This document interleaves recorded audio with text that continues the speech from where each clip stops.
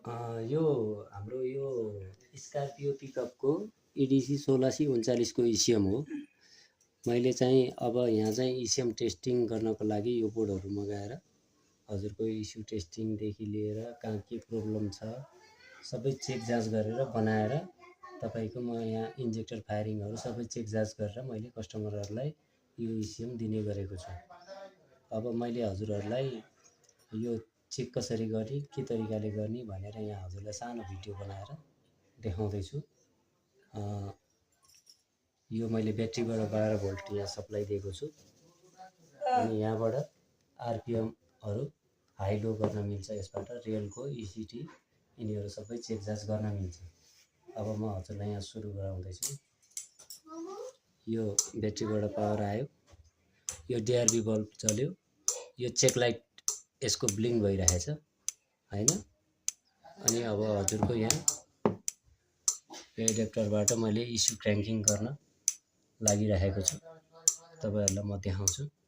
यो स्कर्पियो इडिसी 1639 को इसिएम हो। यो महिन्द्राहरुमा लाग्छ, खास गरेर धेरै गाडीहरुमा लाग्छ, यो हुन्डाईहरुमा पनि आउँछ। मैले स्टार्ट गर्दै ल क्र्याङ्किङ हुन सुरु भयो। जस्तै मैले रेललाई चाहिँ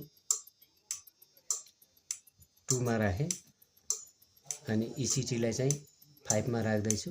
यो आरपिएम बढाएपछि यो इन्जेक्टर बढ्दै जान्छ। जस्तै हामीले गाडी रेस गरिन्छ त्यस्तै गरेर यो आरपिएमहरु बढ्दै जान्छ। ल हेर्नु बढ्दै गयो।